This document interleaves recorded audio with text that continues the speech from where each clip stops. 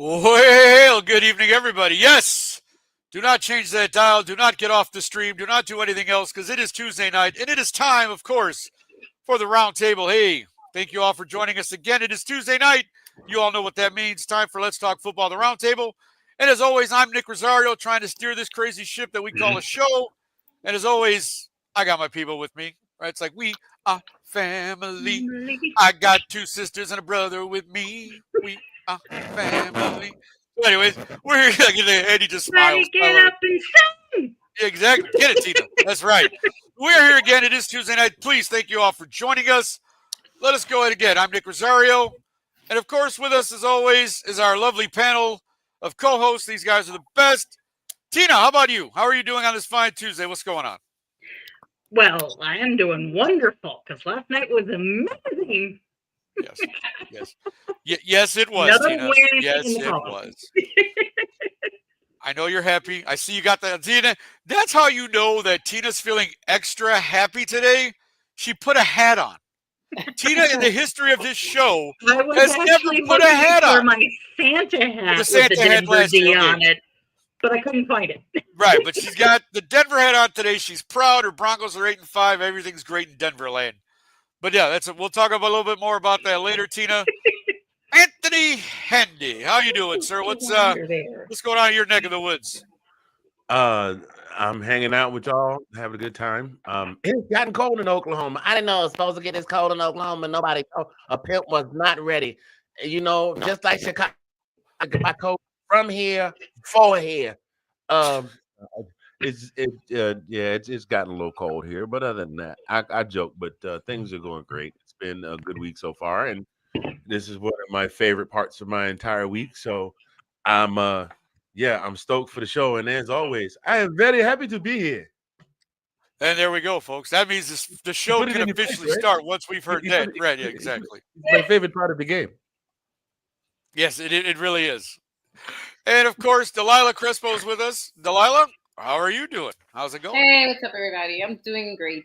Finished with work, went to the gym, had some dinner, and now I'm here with you guys. Great. Oh, good evening. Good evening, ladies. Ben, you got to love Ben. Thank you, Ben, for tuning in as always and deciding to try to get us going way before the show even starts. Thank you so much, Ben. But as always, we are here. It is Tuesday night. We're going to talk some football. We got some great stuff to talk to you. We even have a special guest with us this week. So, as always, how does every game start? Starts with a coin toss. Let's get it on.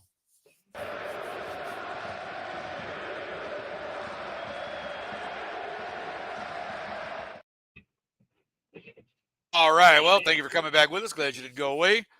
But yeah, we do have a special guest this week.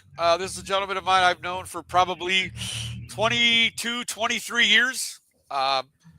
He's a coworker of mine, pretty good guy, knows some football. So finally decided to let him come on and, let him talk a little bit. So to discuss our first topic, please welcome Jermaine Smith to the program. Jermaine, come on in, sir.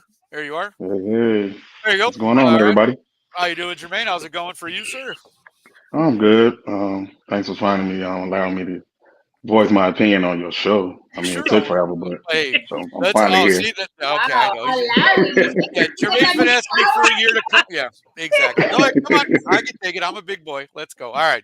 But yes, of course, Jermaine is a Bears fan as well. And so I think everybody knows by now what happened last Friday. Matt Eberflus has been fired as the head coach of the Chicago Bears. And, of course, Thomas Brown has been, yes, thank you very much. Golf claps for everyone. And Thomas Brown has been named interim coach. So, Jermaine, as our guest this week, I'm going to start with you, my friend.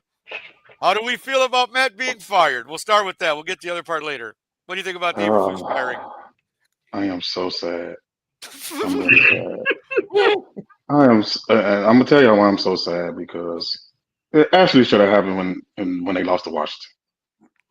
So I'm sad that it didn't happen sooner.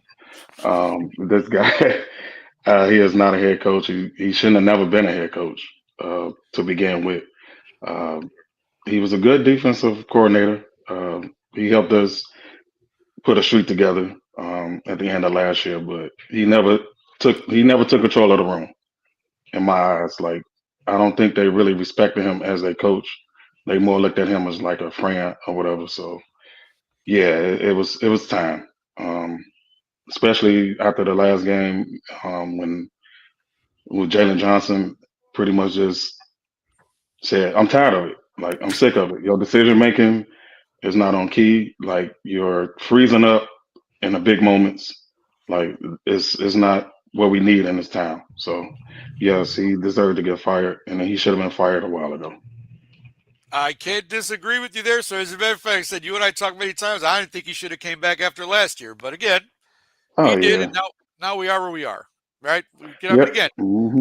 it's that situation of you got a brand new quarterback you're drafting. Like you probably should have started with a different coach, but you didn't. Okay, great. Now they're both gone. The coordinator's gone. The coach's gone. Delilah, I know this makes you extremely happy because we have talked many times, especially on here, about the coaching and how bad it is. So I got to get your impression of all of this. How are you feeling? How's it going today? How are you doing? I'm ecstatic. I agree with Jermaine. This should have happened last year, actually, but should have happened last year when we had one of our worst records ever. But I'm glad they pulled the plug. Like they finally, and obviously it was because it wasn't just us. See, it wasn't just Chicago like Bears fans. You literally had like even like analysts that would usually side with the Bears going like, "What the heck?" Right? I think we all know that the straw that broke the camel's back was the not calling a timeout. Like everybody was flabbergasted by that, right? I mean, but like literally the announcers were like surprised. Even the Lions were surprised. Yeah. Right. When the other team is surprised by something that a coach everywhere, even in college, do this. High school, I believe, do this. Right. Like every level of football, like Pee Wee football, I'm sure does this. Yeah. They call it timeout. Yeah, when you get it from everybody, like literally, when you saw all the analysts on every show just literally obliterating Eberflus through, Matt. It's funny because on the two broadcasts, Matt Ryan's there, and Matt Ryan's just like, "What are you doing? How do you come in?" Oh, like, yeah. Literally. Like I think it was done. Like there was Yeah. nothing. George, right? George McCaskey. Yeah, we were at McCaskey family's a whole different issue. No, but yeah, I know, we'll get to that. No, but I mean, even he had Yeah. to like fold and go, "Okay, we're firing Right. coach midseason," which I don't think you guys realize that that's not anything the Bears have ever been known for. Ever. Like, we didn't do that to Mark Trestman, and he had like. Yeah, Right. we didn't even do that to Trestman, and he should have been gone after Game 3 of that year. But whatever, it's fine. But because I heard this today, and that's so funny because they were talking about the fact that the Bears have never done this midseason. The only coach who ever left midseason was George Halas because he went to war. So that's Right. just showing, like that's the only reason that we let go of a coach midseason is because the poor guy went to war. And he didn't even let go. He left and then came back. And he came back, right? So that's what I'm saying. But and them as an organization, they pretty much almost dropped the ball on that. Like they let this man do a press conference at 9:00, and then you fire him. Like, why even let him come do that? Like that didn't even make sense at all. So as an organization, the Bears, they need help. Well, I heard a little bit about that this morning, Jermaine. I'm glad you brought that up because I did hear a little bit about that this morning. The fact of the matter is they were still debating it that Friday morning about letting him go. Apparently there was a meeting with some Bears press and they were talking about it. And so at the time they hadn't exactly pulled the trigger on letting him go. So the press conference went on as scheduled. And then it was like, okay, now we've decided to let him go. So that does look bad on our part in the sense from the optics standpoint. Like, why would you do that? So Tina, I'll go to you. Being a little bit, I mean, I know you're in Chicago, but you're kind of the outsider as far as the Bear fandom goes. What's your impression of all this? How do you feel about Eberflus getting fired and everything going on here in Chicago right now? Well, unfortunately, I heard about it all weekend. Yes, of course. Like home from a family of Bear fans. Yeah. So, it needed to be done. He should have been fired before the season even. He should have been fired last year. He shouldn't have been given the option because he couldn't handle what he had last year. And my take on it is that they were okay with keeping him in until he lost the locker room. Once the locker room was like, We're done. We're I not totally playing with agree. this guy. He didn't know what the heck he's doing. You're done. You can't, because you can't lose the locker room. Those are the guys that are your biggest supporters. So Hmm. I just picture the Spider-Man thing with the different names, with everybody pointing fingers at everybody during like you were at fault, you were at fault, you were at fault, you were at fault. So For that sure. that just was bad. My dad pointed out, I don't know if anybody saw this, like he was walking off the field before the play was even over. He was walking down the sidelines. Was he really? I didn't even catch that. I Yeah. didn't know that. Yeah. The look on his face, though, like when the time was running down, Yeah. it's pretty much sums up everything about him. Like he looking so dumbfounded. Like you're the coach, bro. Call a timeout or do something. Run on the field. Throw something on the field. Do I something. will also say this. This also shows Caleb's youth because he's got the time clock right in front of him. When it Yeah. got to like 3-4 seconds, he should have just thrown the ball out to keep a couple of seconds on so you could get the Yeah. team back on. Now, Hmm.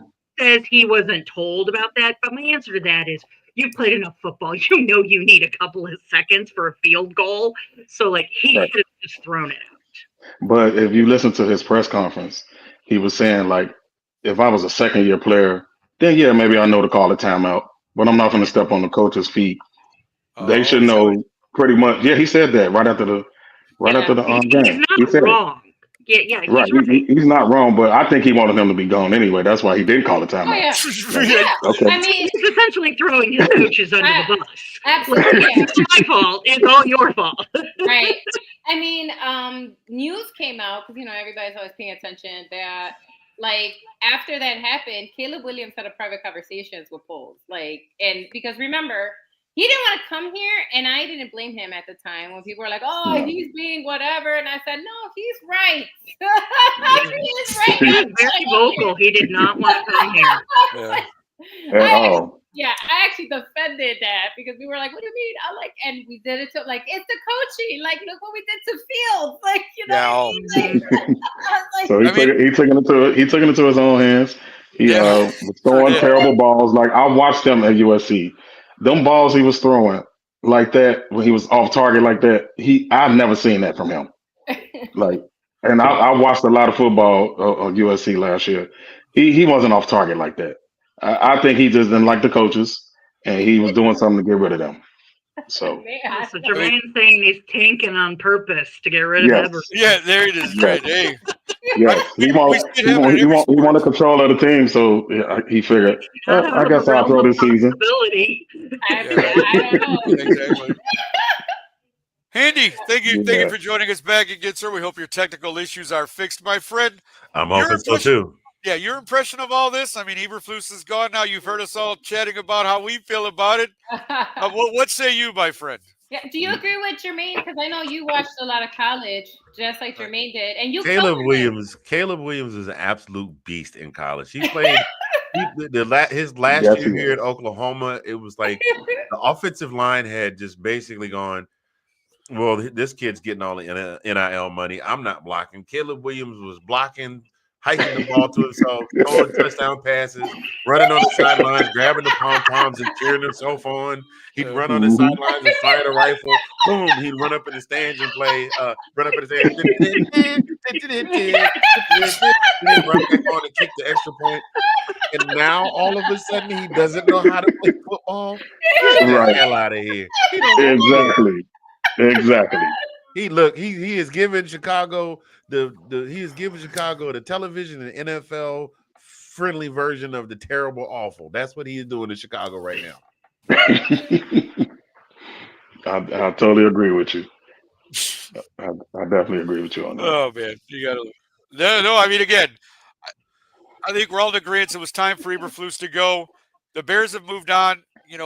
Thomas Brown has been named the interim coach. Now, again, that could definitely be another discussion for another time. Because as far as what Bears management see, like all our teams in Chicago, the management sucks right Not a now. regular, sir. Bears management, they've messed up. Let's be honest, they've messed up this coaching thing ever since Lovey got fired. They haven't gotten it right. I think You it's know, karmic. What a Tennessee's record, by the way. say again. Yeah, What with a a 10, right. Tennessee's record. Lovey got fired after going 10-6, and then the only winning coach after that was Matt Nagy. But Matt Nagy inherited a really good defense. He did. And a Mhm. young Mitchell was still playing well. If had it not been for Cody Parkey, we may have moved on that year and made the Super Bowl. Who knows?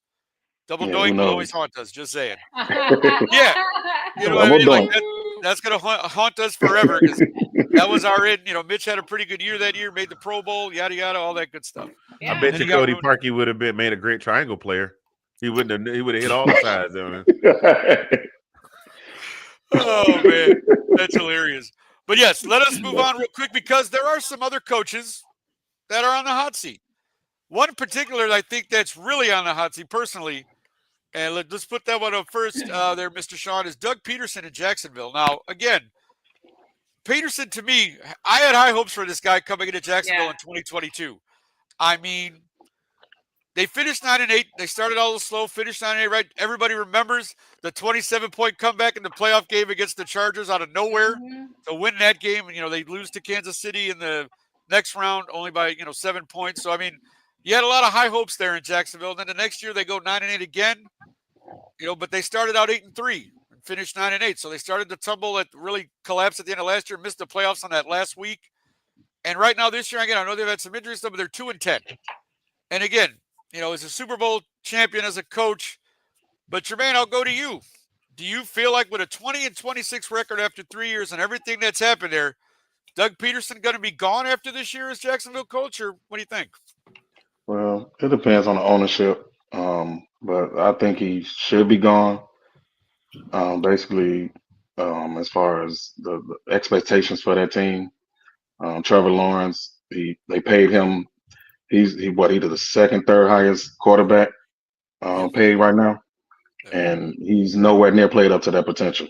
And Doug Peterson supposed to really be like an offensive guru, and is not showing at all with Trevor Lawrence. I don't know if it's Trevor Lawrence itself or it's actually the play calling.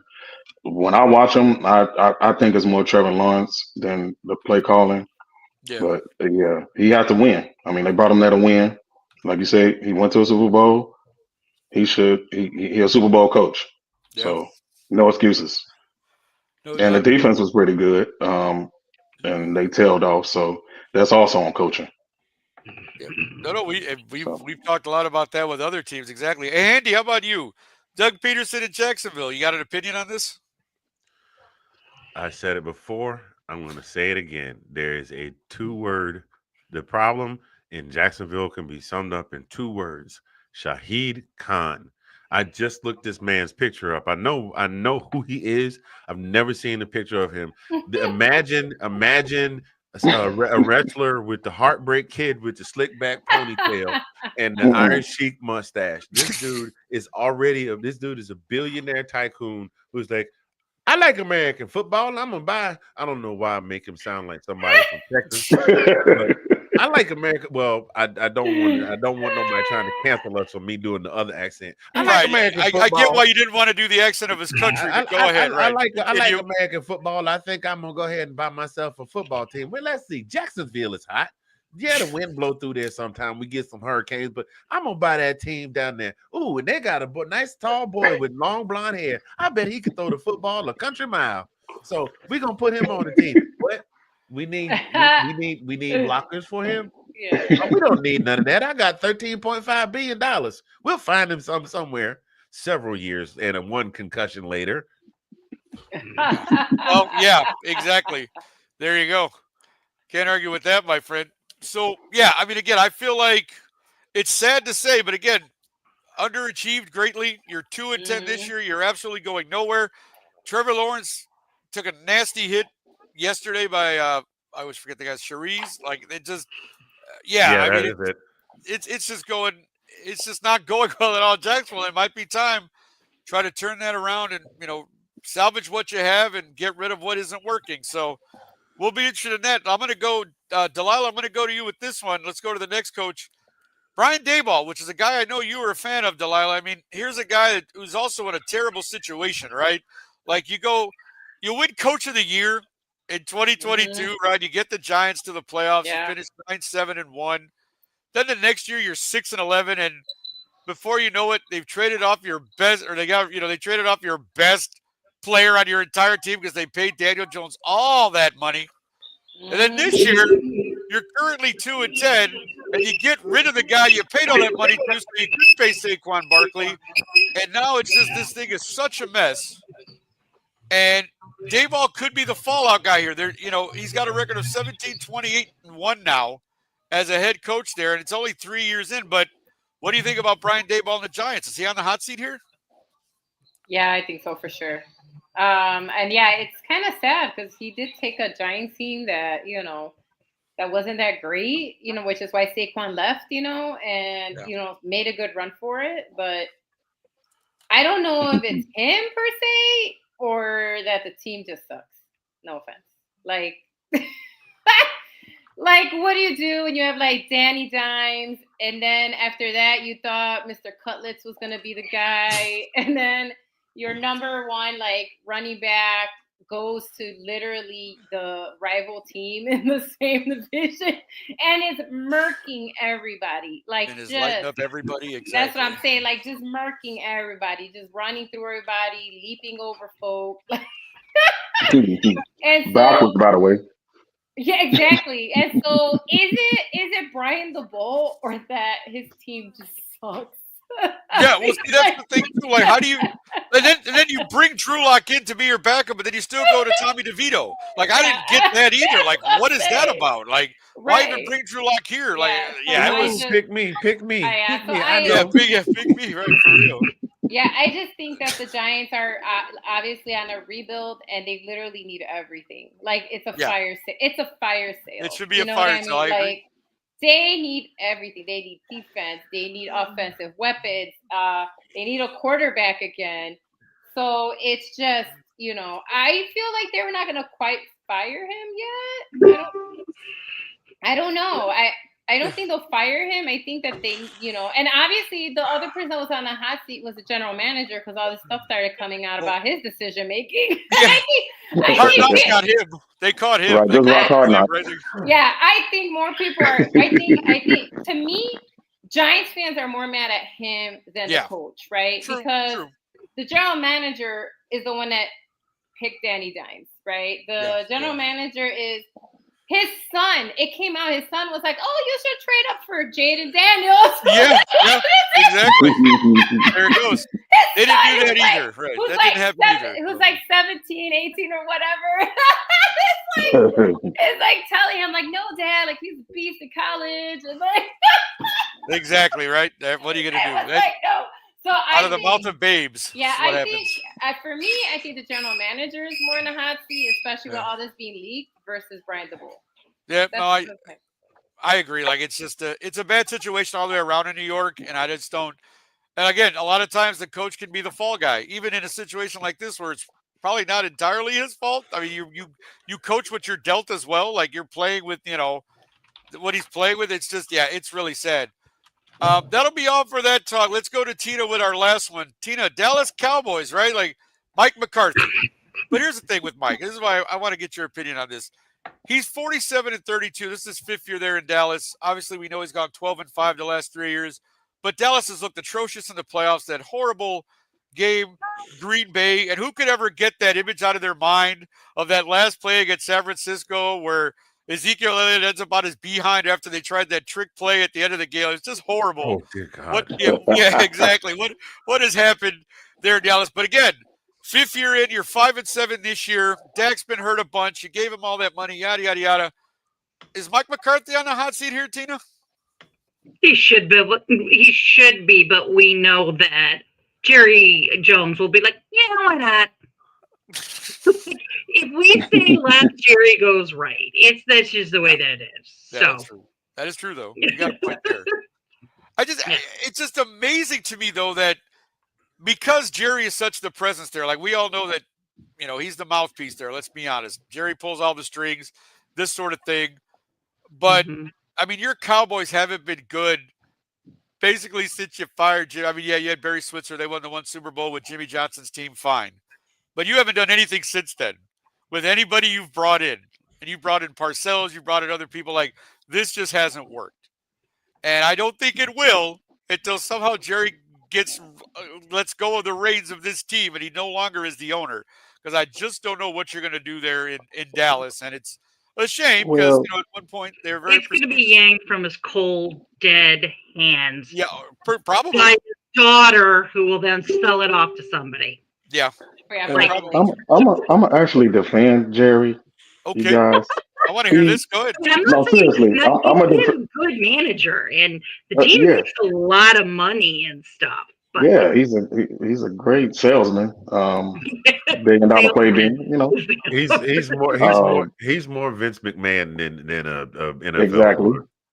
Exactly. Yeah, he's not a Bill But Belichick. He's a Vince guy. but Selling all it. jokes aside, he did bring in like 9 all pros last year. Sure. They had 9 Yeah. all pros. They was 12-5 for how many seasons? They just when they get to the big game, they can't win it. Yeah. And I'm talking about the first Cowboys round. are the Charlie I'm not even Brown talking. of I'm not even the talking about the Super Bowl. I'm NFL. talking about the first round of the playoffs. They Right. can't win it. So Exactly. They Kind of get like close, and Lucy comes along and just yanks the ball away from right. them. kind of like that Rodgers guy in Literally. NFC Championship Yeah, games he's being Aaron 1-5, Rodgers. right? Like Oh, that guy? Yeah. that guy. Yeah. That Yeah. guy. Yeah, The that guy, guy. the guy that hasn't shaved in like 8 years. Yeah, exactly. Hi Oscar, whatever he does. But yeah, no. So I mean, again, Eberflus is gone. It's a new. To quote the great musical The Wiz, "Can you feel a brand new day? Can you feel a brand new day?" So yeah, hopefully Chicago hope springs eternal, ladies and gentlemen.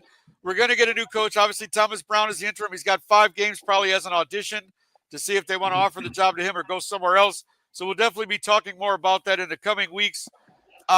That's going to end it for the coin toss this week. Would like to thank our guest, Jermaine Smith, for coming on and cutting it up with us. Thank you very much, sir, for coming on the show this week. Thank you guys so much for allowing me to come and speak a little sports with you guys. I've been trying to get on here for years, it seems. But yeah. We'll talk about that later, sir. We will talk about that later. Thank you guys so much. I appreciate you guys. Thank you. All right, guys. And, and I enjoy watching you guys too. So I'm gonna keep watching. We do appreciate that. Thank you, Jermaine. And again, we're gonna go ahead and take a quick break. Stay with us, and we'll be back on the other side of this. Thank you.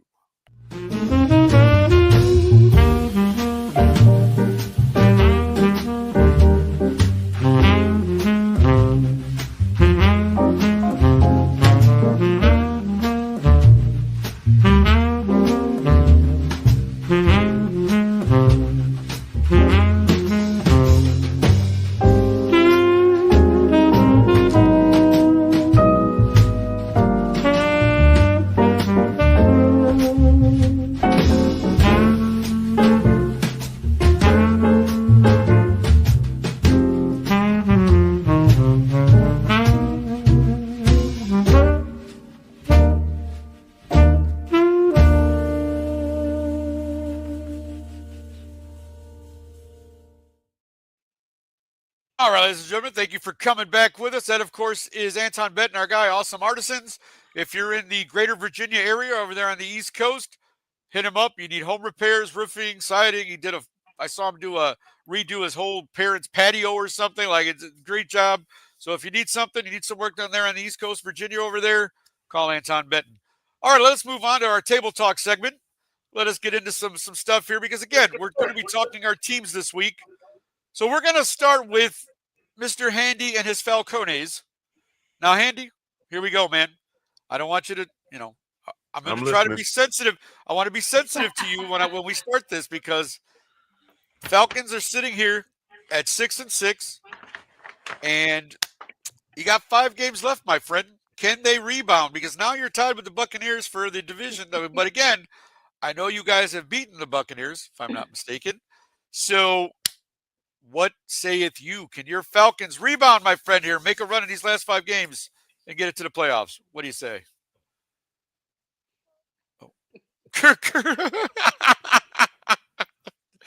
Oh, but see, why would I expect anything less from our guy, Handy? Here you go, Kirk Crew, huh? Oh, wait, 180 million. That's 12 million per interception. Oh, he's got more. Hold on. Adrian Peterson manages money better than a fan.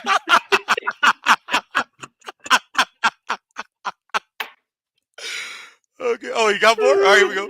Every time Kirk throws a pick. Okay. We're reading. Okay, we're good. Go to the next Angel one. gets Right. sick. George George Pickens Pickens starts a fight. Oh my goodness. Oh, and Kirk makes Dak look like a Pro Bowler. Wow. Oh, wow. Mercy. Ouch. No. Not a I Pro don't know Bowler. about that one. I don't know Not about a that one Pro either. Bowler, my friend. Lately, Luke Coos. has been kicking like a young, well, a young what? Oh boy, the Falcons stink. He said, "Gee, Andy, why don't you tell us how you really feel? Thank you and good night." There it is. There it is. Fantastic. Is that your Don't hold final word, back. sir? Is that Tip your final word? servers. Thank you Yes, and good night. I agree with that. Yeah, always Hey, tip go- your servers. No, hey, I think you said everything you needed to say. I loved it. Proud That is bag. fantastic. Props to you, my friend. Delilah, go ahead. You said you agree. What do you think? Is Falcons done here? Like, what's going on?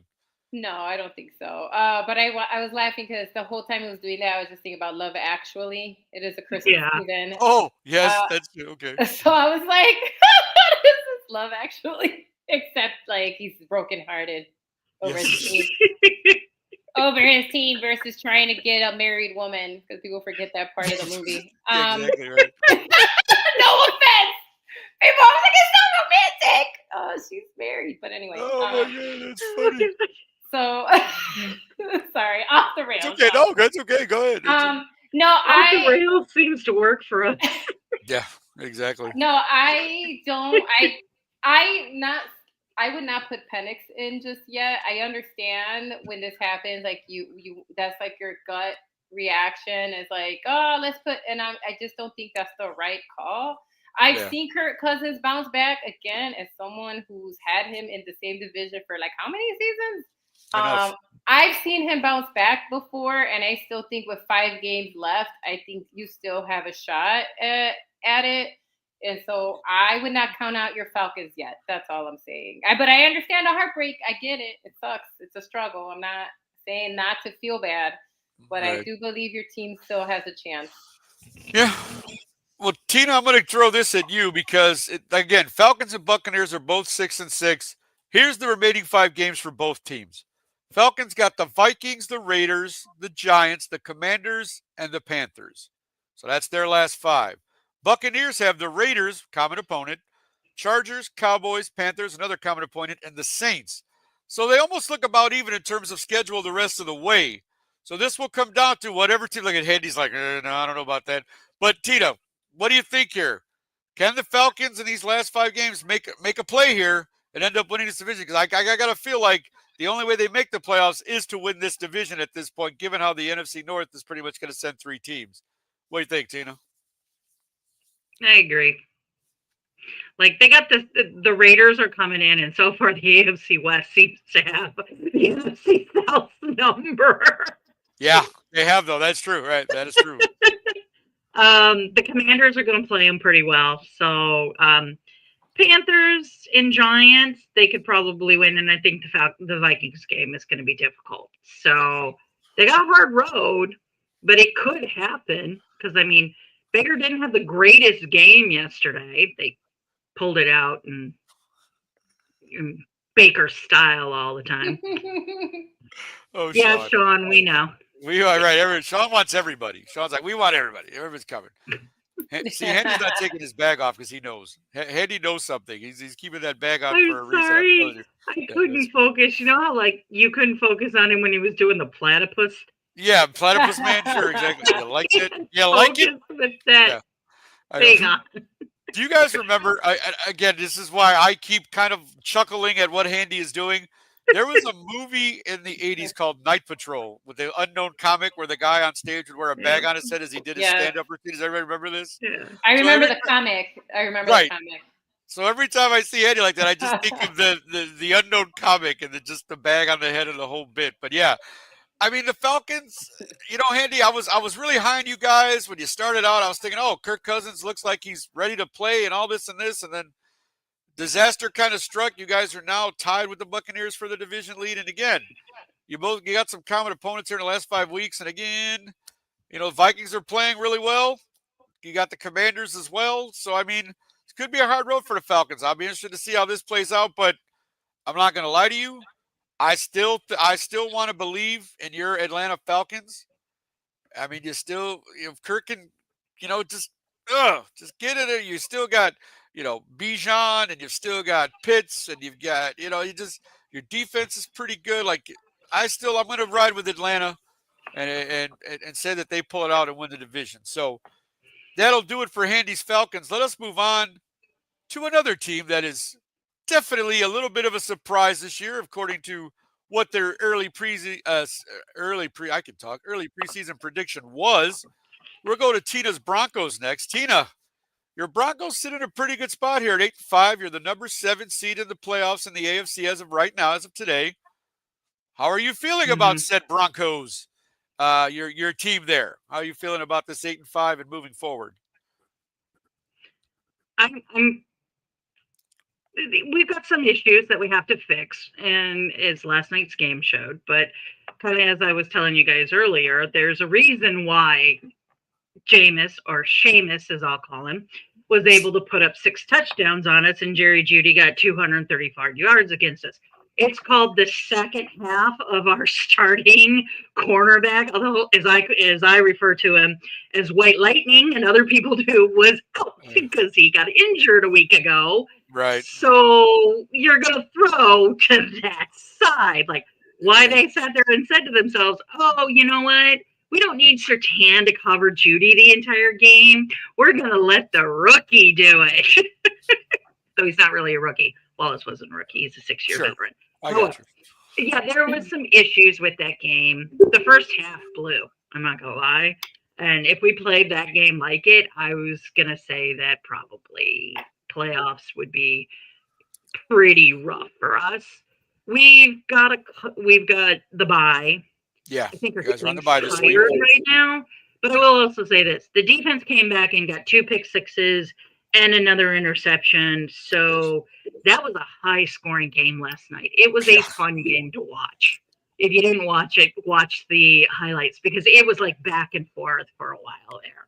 So yeah, no, I definitely enjoyed it. Again, it was a fun game to watch, as you said, and just watching the back and forth and the whole thing, and with Cleveland still not, they didn't give up at the end. They're down 9 points with like a minute left, and they're still driving on the field. And if it wasn't for the fact that I'm not sure what Jameis saw there, but throwing that interception in the end zone when they're on the 2-yard line, it was like, oh, I'm sure that crushed the spirit a little bit. But as you said, you got the bye this week. You come back with the Colts, the Chargers, the Bengals, and the Chiefs, as we know, is the last week, which could determine a lot for both teams, I suppose, in that Week 18 game. Delilah, how about you? How are you feeling about Tina's Broncos going into their bye week and then their last 4 games here, 8-5 currently? How do you feel about the Broncos going forward? One, I'm glad that they're having a better season than what people predicted. That's actually, that's fun. We always like to see a Trojan horse or something. You know what I mean? It's just like, oh, great. Mix it up a little bit. Right. So sure. I do like when that happens. It is like, the Chargers have shown us that they're also not, you can't just steamroll them. So I do feel like some of these games will be really challenging. But I still think they could hold on to 7th place. But if they do, they got to face Buffalo. Yeah. Because they're the number 2 team. And I don't see them. I do not see Buffalo losing that 2nd seed at this point in time. They're just doing crazy stuff. I mean, you saw the stuff Josh Allen's doing for over a 6-foot tall giant quarterback, man. Yeah. And so, but I think it'll be fun. I would like to see them in the playoffs. So you'll mix it up a little bit. I think they can still hold on to that 7th spot. I do believe they have a shot. I do. I think they have a shot going in, especially if they've been, Bo Nix is playing lights out. Like Tina said, she told us that he was a good choice and that he was going to surprise people, that he was better than what people predicted. He's right there in 2nd place. I've looked at all the stuff, but I did share that when you were sharing Offensive Rookie of the Year, stats that he was higher up in the polling than what people assumed. So right. I think Denver has something good cooking there. I think that they're all gelling. They figure stuff out. They fit the scheme of of their coach. The play calls are working for them, and so I do think they have a shot to keep that 7. Yeah. Well, here's the interesting thing, though. Yes. If we do beat the Chargers, we would actually be tied in the division. Okay. So that'll have playoff implications right there. Sure. Because if we beat them and we win, we could actually go in front of the Chargers. And I'll say this, a lot of people, Chargers are a good team. They really are a good team. Yes. But we're a better team than we were when we played them the first time, right? And we only lost by a field goal. So, all facts. I mean, you're right. I think we're gonna make the playoffs. We'll probably be 6th or 7th, and that means we're gonna have to go on the road. If it's gonna be, it'll probably be the Bills. Yes. I think it'll be difficult for us to win that game, but I think we'll hopefully give them a little bit of a play in that one. Sure. I mean, the Bills are lights out, but like it's shown with Kansas City, it's what you play on the day you're playing. It's that day was what happened. So both getting better and better every week. So we'll see. This game was a good one, but was also a bad one because it kind of exposed some of our weakness. Like we don't have both of our safeties, our cornerbacks in place. We're vulnerable.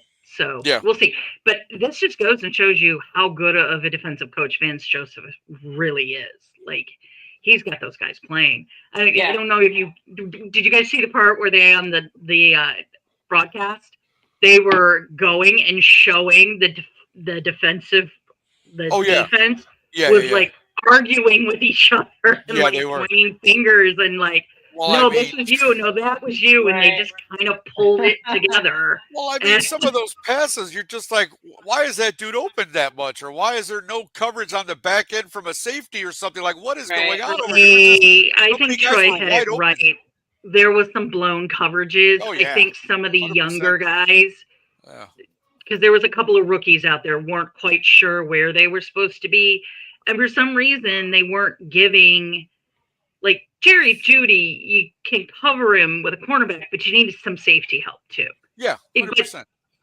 We ended up winning it, so I'm gonna walk away and say, okay, that was in the win column. So. Right, and I'm sure he reveled in the fact that it was against his old team that he had his career high. In receiving yards, so I'm sure he was happy with that. Not trying to be a homer, but that celebration where he fell backwards into the end zone, he should have been called for whatever the showboating or whatever they're calling it. But they didn't call him for that.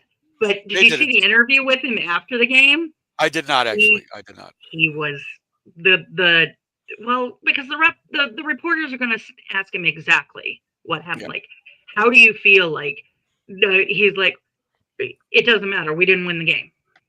Right. He was being sullen. And I like Jeudy. I just don't think he was utilized correctly where we had him. Right. And so I'm glad that he's doing well at Cleveland, but don't showboat the way he did in the week leading up and claiming they were going to win and he was going to do all of this. Don't do that if you don't win, because it just looks bad. Yeah, I mean that's the swagger of a young man, right? You gotta. I don't know. It's part of. It's part of the game. We see it all the time. It's one of those things. I mean, I get it. Somebody mentioned he went to Alabama. He wasn't used to ever losing. So true. Is that true? When he came to Denver and he wasn't doing well, and Denver wasn't doing well, he kind of was had to deal with dealing with all of this, and he didn't deal with it well as a 23-year-old, 24-year-old. Right. No, exactly. I get that. I get it. So I mean, he wasn't being stop asking me that question. He was just we lost. It doesn't matter. Right. Doesn't matter what the 230 yards are. So he was okay, but I still was kind of all right, can you just can you just, do you mind? Yeah, I mean, but reporters always do that to all these guys, right? They're like, how are you feeling? And it's like, do you really want them to tell you how they're feeling? Right. You really want to know this? Do you really want to know? I don't think you want the truth of what people are feeling after a loss. Yeah. Oh yeah, because they're going to shove the microphones in your face, and you just lost and everything.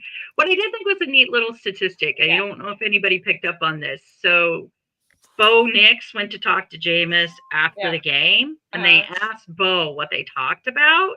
Okay. Turns out Jameis and Bo are from the same hometown in Alabama. Oh, okay. Well, there you go. So Bo said, like, he got interviewed. He's like, I grew up watching this guy. He was somebody that I looked up to and everything. So very good, very good. All right. Well, go ahead. Sorry, go ahead, guys. It's again, I like Denver. I like Bo Nix. You guys got a nice young team there. Hopefully, you guys we're legit this year. I think we'll be even better next year. Make a little noise. See what happens this year. Coming in next year, full speed. Let us move on to Delilah's and I beloved Bear. And even though we probably don't have a lot to celebrate, like you two possibly making the playoffs, we did get what we wanted. Our Christmas wish came true, Delilah. We got we're getting a new head coach. We have the interim in Thomas Brown, but let's get into this a little bit about where do we go for a head coach? If you're the GM, Delilah Crespo GM, Chicago Bears, where are you going? Who are you picking to be the Chicago Bears coach? So I'll be honest, as you know, like I watch some college ball, but not like you guys on here. I don't, and so I know one of the names being floated around is Marcus Freeman. I know he's the good-looking head coach for Notre Dame. Yeah. And so I know about him. That's what so I know that part, but I know he's been floated around as being possibly selected. I can't speak to him because again I don't know his experience per se. I know you guys do. I know you guys do. I know Kate doesn't want us to touch anybody from the Lions. I would prefer Ben Johnson. Right. I know she doesn't want that. I'm sorry, Kate. I love you. But I would prefer Ben Johnson, interdivision kind of thing, that whole rivalry thing, and see what, if his play calling works for Caleb, but also the rest of these guys who are talented. We just have so much talent on our team. We should be 10-6. You know what I mean? That's why everybody's so angry. And so I would prefer Ben Johnson. I know people are floating around Bill, and I know you got to call him because he's Bill Belichick. Right. And I just don't know how I feel about, no offense, because I know Andy Reid is like 100, but he's like 75. I would like a good coach with longevity, who could kind of go the distance with us the next few seasons. Sure.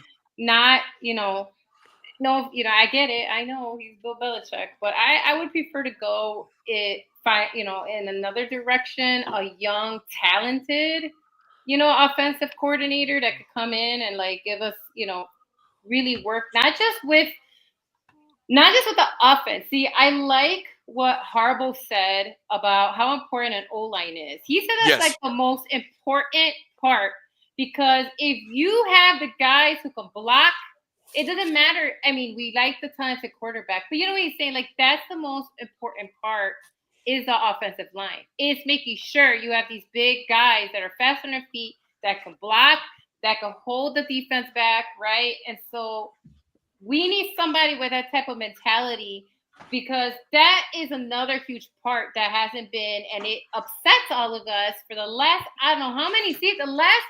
Who was the last Pro Bowl guy we had? Cruz? Was Cruz the last legit? The center, as far as center legit, Olin Krutz was our all-pro center. Yes. Yeah, it was and Garza. I think those were the only. Roberto Garza. Yeah, I like Garza. Yeah. I feel like those were the last two legitimate big guys. Offensive linemen we had. Yeah, exactly. That actually knew. Feels that way, doesn't it? Yeah, that's what I'm saying. That you knew how to block. That knew how. You know what I'm saying? That's the last two I can name that actually had that talent. And so that's what I think is important. So that coach who comes in has to fix the offensive line. So it has to be somebody who's really good with fixing that position, because we don't need running backs. We don't need wide receivers, right? We don't even need maybe some help on defense, but even that, maybe a secondary, because they keep getting injured, Right. But really, the most important part is the coach, offensive coordinator, and then as far as the team, that offensive line. So I want somebody who knows how to fix that. Does that make someone who could fix that part? If there's a head coach out there or potential candidate that can fix the offensive line, then that's who I want for the Bears. Does that make sense? No, 100%. That's what I want for the Bears. Fix the offensive line. We don't need anything else, really. Really pending. You know what I mean? As far as the team goes. So that's what I'm looking for. Again, I don't know Marcus Freeman very well. I would prefer Ben Johnson, and so that's kind of where I'm at with that. No, that's fair. And again, you go ahead, Andy. You were going to say something? You want to borrow my bag? Yeah. I guess Andy thought you should breathe during that segment. You seem like you were just going and going, and you were the Energizer Bunny for the last few minutes. So he wanted you to just breathe. Breathe. 1 into the 2, 2 into the 3, 3 into the 4. But I'm 100% with you. It's really, I know that given the Bears' history with the way we've picked coaches lately, you want to sit there and go, I don't know that I have the confidence that you guys are going to make the right move here. But you have an opportunity now. Okay, fine. You made Thomas Brown the interim. We got 5 games left. We're not making the playoffs at this point. Evaluate what you have. We know what we pretty much have, but evaluate everyone. Let everybody play. Let's figure out this thing and figure out your move. Get together literally. Speak to Thomas Brown. If you feel you want to go out and get somebody else, maybe Thomas, I don't know that he would, but maybe Thomas is willing to stay on as OC, having worked with Caleb for these weeks and these last 5 weeks. Maybe he'd be willing to sign a 2-year contract as the OC to see Caleb through and whatever. So, there's a lot of things at play here. Now, again, the only reason, and again, I'm with you as far as getting an older coach like Belichick, but I think the one thing you're hilarious. Of course. We know how to stop a Hail. No, you know how to stop a Hail Mary, Sean? You know how you stop that? You call the timeout before that play instead of letting them get 13 yards. To get closer to throw that Hail Mary. So, that's a coaching thing. So, take it easy there, pal. I don't want to hear you. But no, and that's the whole thing. Coaching is a big part of this whole thing. And that's what we're looking for someone. Yeah, I know. You have to get our coach fired. Yeah, thank you. Thank you, sir. Yes, thank you very much. May I have another? Okay, here we go. What's it? Can I finish? Can I finish? Can you let me finish? Can I finish? No. But, I just feel like my point I was going to make real quickly was with Belichick, the only thing that to me is attractive about Belichick is Belichick pulls stuff out of guys. If you look at the people that guy coached when they won all those Super Bowls, the best receiver he had ever was Randy Moss, and they didn't win a Super Bowl with Randy. So try that on for size. You got guys like Wes Welker. Look what he did with Edelman and Amendola. Yeah. And the line guys. And all these guys. Yeah. Your quarterback was a 6th-round pick. Tom Brady. Right. You guys forget Tom was just picked up. Now, yes, Tom Brady was also very driven and wanted to do all of this stuff. Correct. So that's my counter to let's go young because Belichick is old. My counter to that is Belichick will whip your organization into shape. Yeah. And he will micromanage everything. Nobody's going to be able to get away with stuff. And he will work. And maybe that's a little bit of what you guys need right now. I could not agree more with you. Yeah. After what's happened the last couple of years, believe me, if anybody knows me personally, I am not a Belichick fan. I call him Darth Vader and the dark side. And I think Tom Brady, don't even get me started. I might hate him more than I hate Kermit the Frog. But to give the man his props, he knows what he's doing and he's good and he knows how to take advantage of situations. He thinks about the game in ways that other people just don't think of. So I'm just saying it might be a good idea. But I can also, here's my thing. Bears have been going younger. Younger guys, the young Belichick has some great things, like you said, like that I would, because what has it done for you? Have we though? Have we gone for Mark Trestman Eberflus and hadn't been head coach before that. Yeah. What Oh, was I see what you mean. Nagy? Okay. Nagy hadn't been a head coach before that. Like, if you keep going back towards Good old Matt Lovey, Nagy. yeah, there's just so many of the Bears taking the cheaper option to give the guy the chance to be a head coach. I just don't think Ben Johnson would be a cheap option. Yeah. We would have to give him a Well, by cheaper, We're not going to give him money. We're not going to pay him. Other teams are going to offer that guy more. Like we did for Sean Payton. Right. It's that kind of a situation. Yeah, I gotcha. But I see the similarities between our teams, and actually going with the established coach with a young team that hasn't been playing to their potential for a while, it has kind of turned our team around a little bit. So that's just my point. Is like, no, that's why I want Mike Vrabel. Yeah. Because I want Vrabel to come in and do a lot of those things that Belichick did, which is turn this team around, get that mentality in there of, hey. Vrabel would be another good option. If you're not going to go Belichick, Vrabel would be a very good option. So that's all. I'm going to leave that there because that's my pick is Mike Vrabel. All right, cool. That's who I want. I don't know that it'll happen, but I've put it on record. December 3rd, 2024. I want Mike Vrabel to be the next head coach of the Chicago Bears. All right, guys. Who was the coach that was at Carolina? That went from the Bears to Carolina. What was his name? Wasn't he an ex-Bear player? Carolina. Was it Carolina or was it the Ravens? Oh, would you guys want Ron Rivera back? Chico? I don't know. I'm not sure. I like Chico personally, and I like what he did with Carolina. But I don't know. He's been out of the game a few years. I don't know. I like Vrabel. I'm not gonna lie. I'm gonna stick with Vrabel. I like Mike. I want to be like Mike. No, I like Mike. So. But well, listen. Thank you guys so much again. That ends our table talk segment for this week. Again, I want to thank everyone for tuning in, for commenting. Thank you guys so much. Always. Thank you to Sean for producing for us as always. Thank you, sir, for being in the background. And adding a little flair to the show by throwing in your nice little comments. Thank you very much for that. We know that our Bears have not done well against your Commanders 2 out of the last 3 years. We're very aware of that. Thank you. And, hopefully next year it'll be different. But let us go to our final segment of the show. As you know, we always do one last thought. So let's go ahead and go to that. And this week, I thought I tried to come up with something that would be interesting to everyone. So I hope you enjoy this week's one last thought. And this week it is, what would be the title of your autobiography? So, Mr. Handy, we'll start with you, sir. What would be the title? You write the book of your life, sir. Whether you have a ghostwriter or you have a support writer or whatever, the story of your life, what's the title of your autobiography, sir?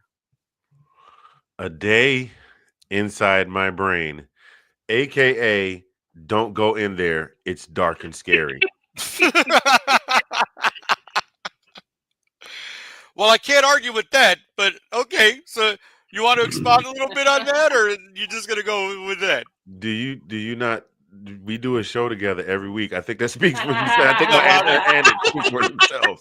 I won't deny that. I wanted to give you the opportunity to expound more if you wanted to. That's all. I'm just saying, my 2 youngest kids moved out like 4 or 5 years younger than the age I was when I moved out. They're like, we got to get the hell out of this house, Dad. Is I'm saying, yeah. So it's just, I think I wonder to myself sometimes when I look back at some of the things that I do, especially on this show, like, what the hell was I thinking? So I just, it's a thing. So it'd be A Day Inside My Brain, aka Don't Go In There. It's Dark and Scary, and the music is loud. That's definitely a book. Somebody will do anything for a joke. There you go. That's not true. That's not true. Oh, really? Yeah. Oh, but it could be. Like, really? But it could be. Right. Oh, yeah. All right. Yeah, well, says a man that just sat here with a McDonald's bag on his head. Yeah. I'll look. It still smelled like McRib sandwich too, just in case y'all was wondering. Oh, that what it was? There was a McRib. Are those back out again? Oh, I had a McRib sandwich and a fillet of fish with 4-piece McNugget and an order of French fries. I might be a Wow. little full. Hoop, there it is. All right. Did you say Definitely- poop? There it is. I said hoop there. Now, see, I Oh, I should have. thought- Sounded like it didn't. Right. Poop there it Hey, is. 2 weeks in a row we managed to squeeze in a toilet joke. All right, Yeah, then. well. See Oh what I'm my saying? goodness. Wah, wah, wah, wah. Okay. All right, Handy. Get on That, down to you know what? I would Armadale. definitely read that book just to see what you have to say. That would definitely be something. Tina, how about you? You write the title, or you write the story of your life? What's the title of your autobiography? Damn, I shouldn't have said that out loud. Now, again, is that in a personal or professional setting, or are we going to get all of your story? Is that a whole? In whatever setting it is. There you go. Nice. Subtitled Dark, Quirky, and Don't Go in That Brain, like Handy. That's all right. Too much think true we've all- crime podcasts. Yeah, I think we've all got a little. I think we've all got a little bit of that. Let me tell you, that's pretty funny. I like that, Tina. I mean, I can't tell you the number of times I've been like, I might get in trouble for that statement. But Tina, that's why we love you, because you're not, whether it's intentional or not, you say what Either you want that to or say, and yeah, beware, no Exactly. filter. exactly. So you gotta love that. I mean, you do. You know, the freedom you possess, Tina, is great. We love it. I think this. No, that's pretty funny. All right, we'll go to Delilah next. Then, Delilah, how about you? You write the story of your life. What's the title of your autobiography? It'll be like, what? What? Like this. Like I'm gonna be on there like this. Your face is going to be like, Yes. What? That's hilarious. What? Like with the A, you know how they say what? Yeah. What? I'm gonna emphasize. I'm gonna make an emphasis on the H. Right. What? That's a good one. I like that. Because that really could encompass a whole lot. Yes. So that's totally And for my life, I feel that fits. hey, 'Cause it's I like something- it. It'll be, decompartmentalized. You know what I mean? So that's why I need that. Very good. No, I actually I like that. You know what? It's one word and it says it all. What? Yeah. I like this. That is phenomenal. I love that. Now that's a good one. That is definitely a good one. So mine is football is life. The rest is just minor details. Yes, Sean Spencer. That is That's definitely the perfect story. for Of, you. yes, that is Yeah. definitely the story of your life, sir. We are all Oh, very I- aware of Football that. is the so only shocked. life. Yeah. We love you for that. We are very aware of that. That is definitely the story of your life, sir. And if you allow me, I'd love to write the foreword to that if that ever happens. So just let me know, sir. I would love to do that. So mine really quickly. I thought, and I know I try not to put too much thought, but I put a little thought into this. So the title of my book would be Sarcasm, Singing, and Searching: The Story of Nicholas Rosario Jr.